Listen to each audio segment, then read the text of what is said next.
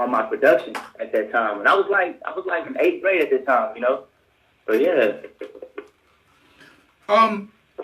Falling in love with it from a production level first. How much in tune did that put you with yourself, especially when it came to cultivating your own sound?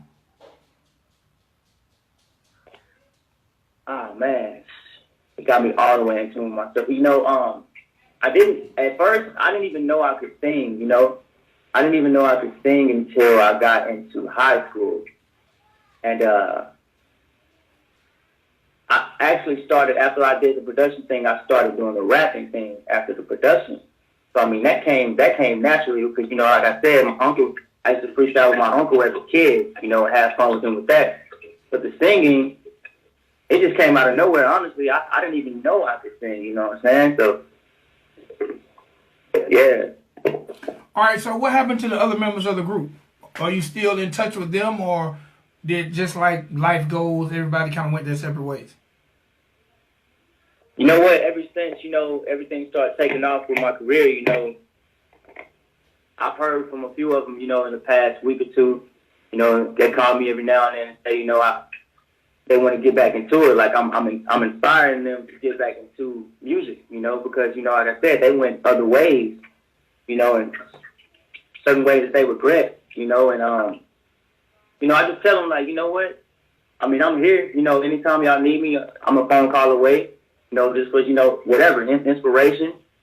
But, you know, me, I gotta stay focused, you know what I'm saying? Like, right now, all I can do is focus on me and my team, you know, until that time do come, you know? Yeah, I definitely can get it. What's it like growing up in Texas when it comes to opportunities for independent artists?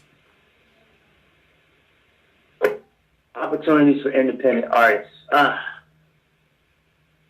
What I would say, man, is, I mean, if you do have anything going on independent, you gotta get out of Texas. You gotta get out of your own city. You have to blow up outside of your city. It's not easy out here at all. And I think that's pretty much like every other city too as well. I mean, besides Atlanta, because, you know, Atlanta, you know, y'all like to work together, man. Y'all come together on a lot of things, and I respect that, you know. But for Dallas, you know, I would say get outside of Dallas and, you know, make the situation pop. And then come back. All right. Do the artists in your area, because, you know, a lot of times areas tend to say they don't support each other, or local radio don't support them. In your area, how do the independent artists work together, and how is radio when it comes to supporting independent artists? Overall, as far as artists working with other artists, I mean, it's pretty cool. It's just, you know, everybody just getting in the same room and getting to understanding with each other, and it goes from there. And as far as radio support us, you know, as long as you're doing something and you're really trying to make something happen, man, I mean, radio's behind you regardless, you know. All right. I can say myself, you know, 97.9 and K104, you know, they support me very well, and I appreciate that, you know. All right, who are some of the artists that have influenced you as your career has progressed? Man, for one, you know, Michael Jackson, Usher, Prince, Chris Brown, Neo, Static Major, R.I.P. Static Major, man. Static Major, man, that's where, you know, I learned a lot of things from him, you know, as far as, you know, his backgrounds and back vocals and harmony, you know. Who else? Man. It's a few of them, man. It's a few of them. I can just keep going down the line, man. And all these people I named, you know, you can hear certain things that I have learned from them in my music as well. Okay. R&B, because now it seems like R&B might be rapping blues, because it's almost like every rapper sings nowadays. Do you think it's still a home for real R&B, or do you think that says a lot for urban music that where they can kind of be incorporated at all times?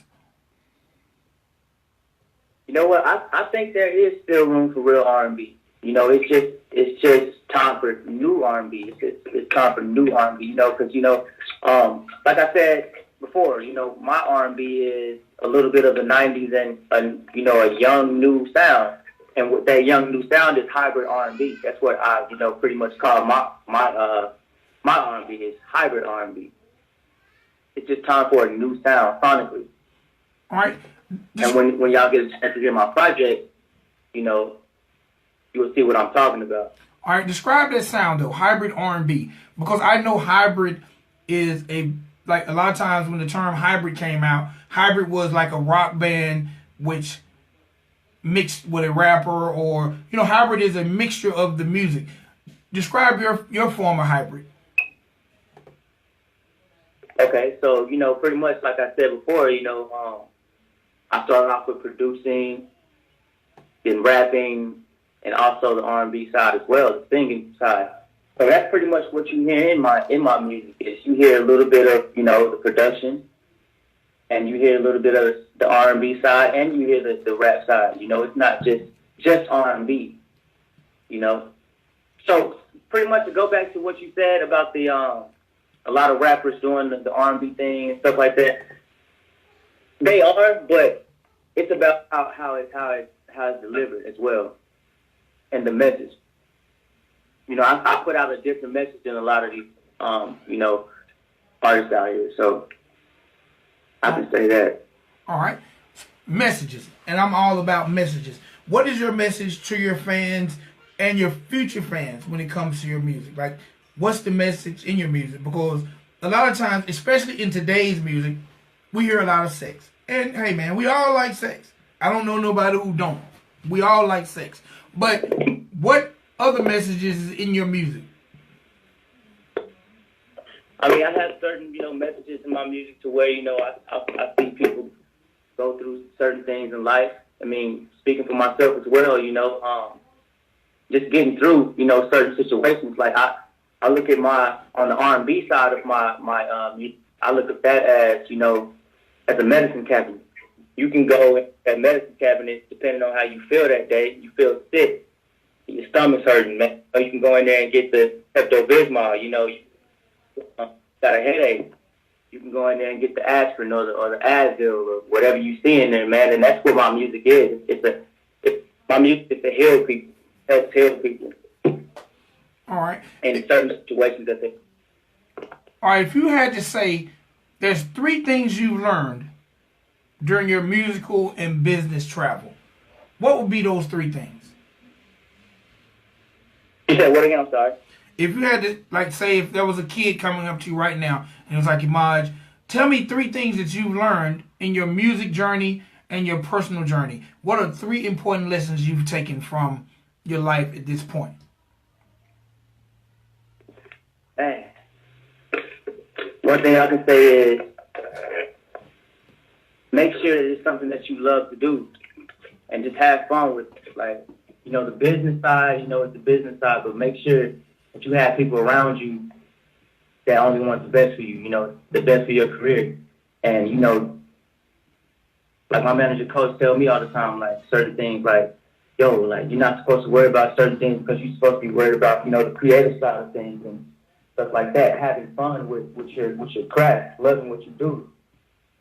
And don't just get too much caught into the politics and stuff like that. It's one thing I can say. And just stay healthy. Stay healthy as well. That's one thing I learned on tour with Tank is just stay healthy, eat right, make sure you're getting your rest. And number 3,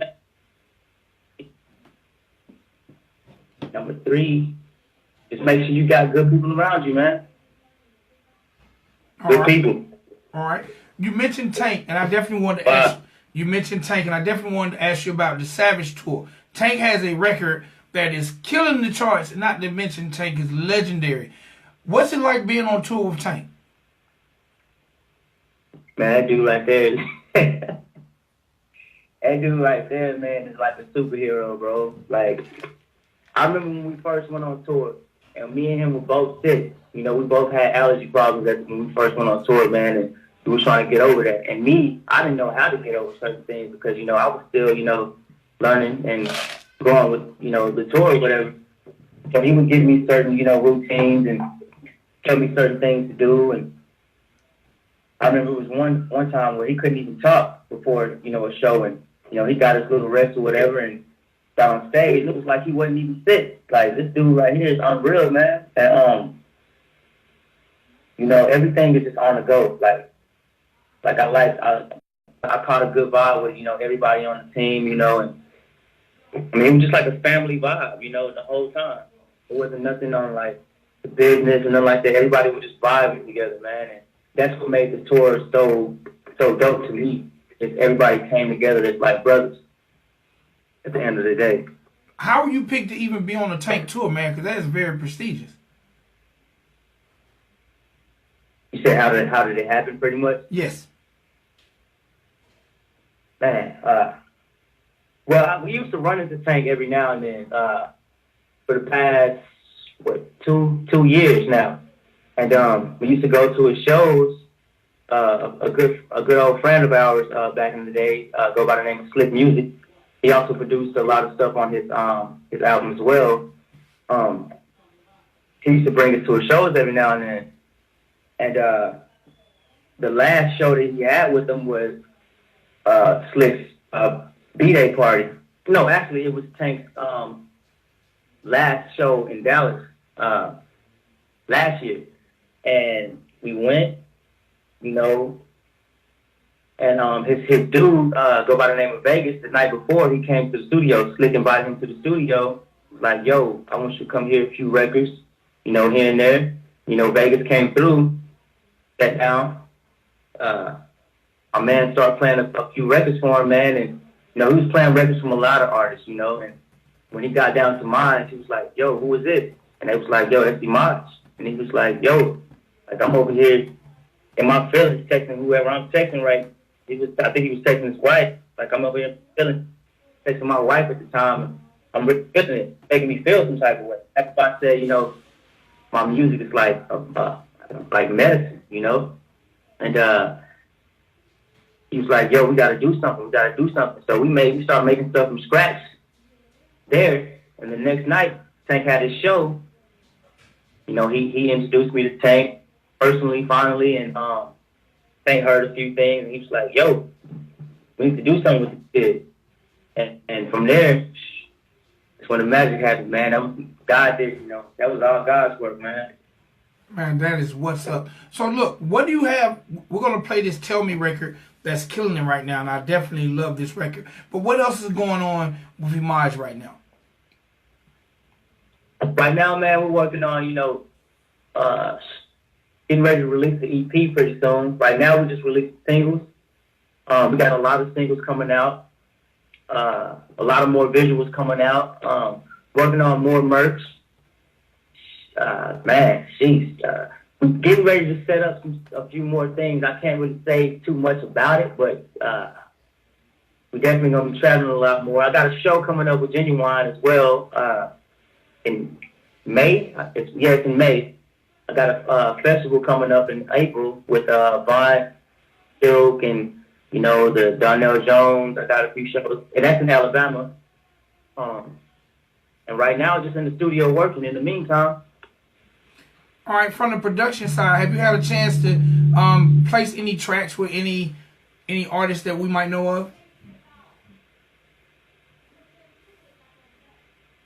Well, I don't know if y'all familiar with Little Ronnie out of Dallas. Lil motherfucking Ronnie. You know, yeah, that's the homie. I did a few things with him, and man, that's pretty much it right now. You know, hopefully in the future I get to work with a lot more people, man. But you know, right now I'm just focused on my craft and, you know, staying in tune with what I got to stay in tune with at the moment. 90 seconds. Reveals itself. All right. Last question.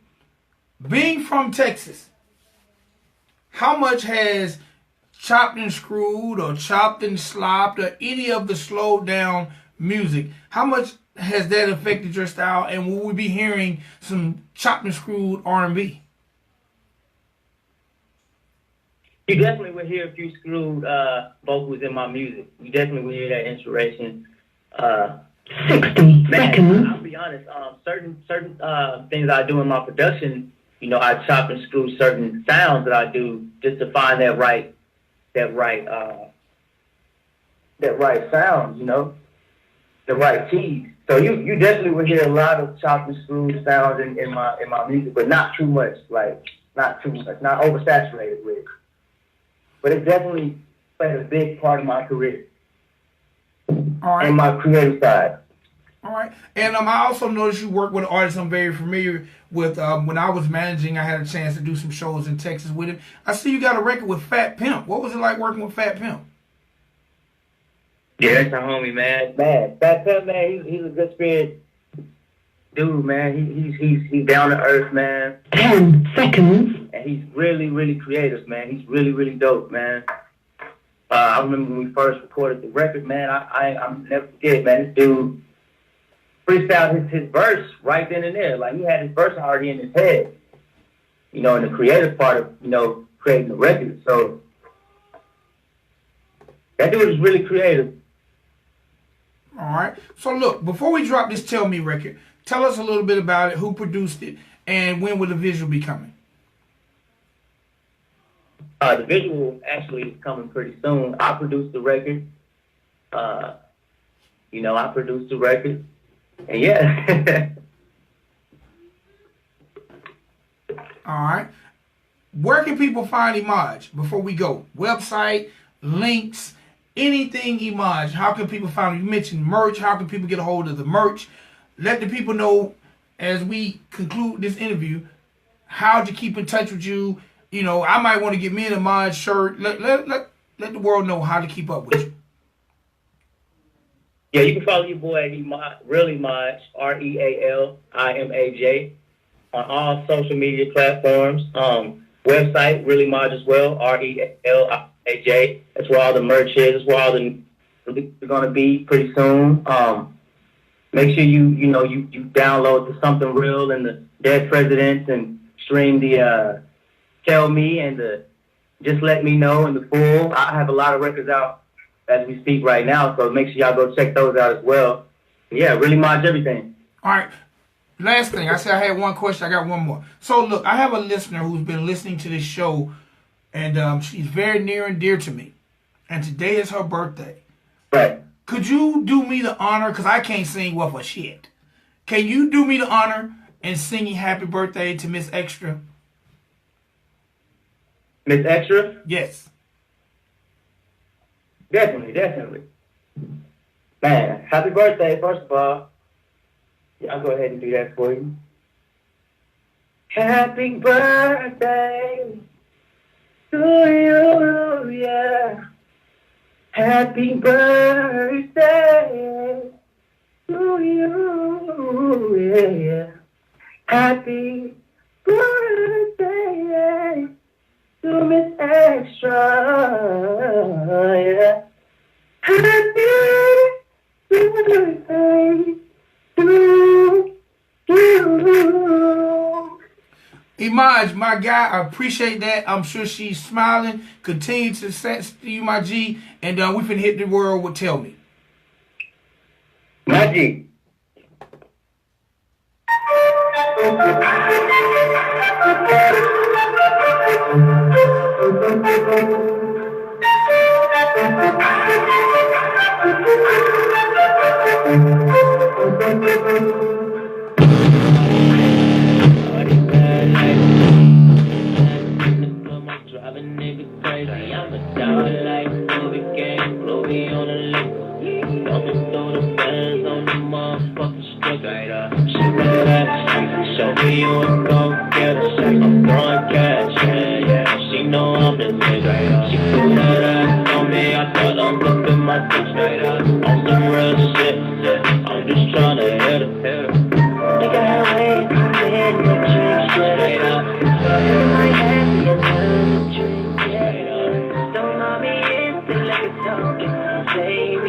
Don't mention sex tonight, baby, just say you wanna tell me that you wanna go home. home with me.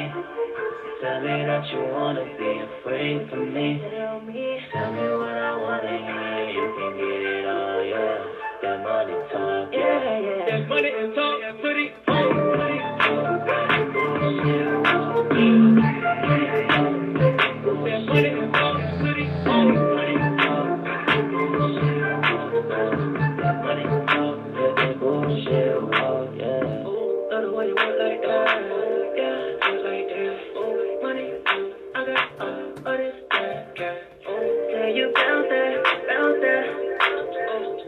Baby, bounce there, bounce there.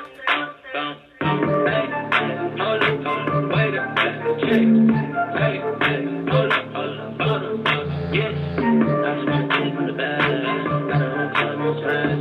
Love you, fresh.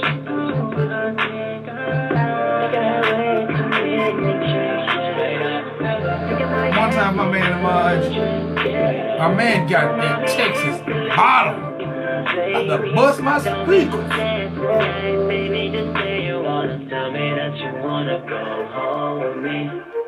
Tell me that you wanna be afraid for me. Tell me what I wanna hear. You can get it all, yeah. That money and talk to the home. That money and talk to the home.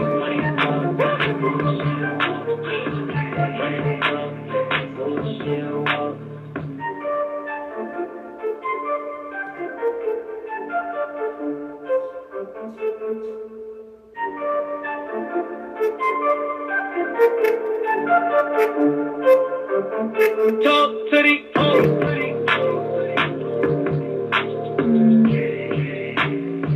That money talk to the home.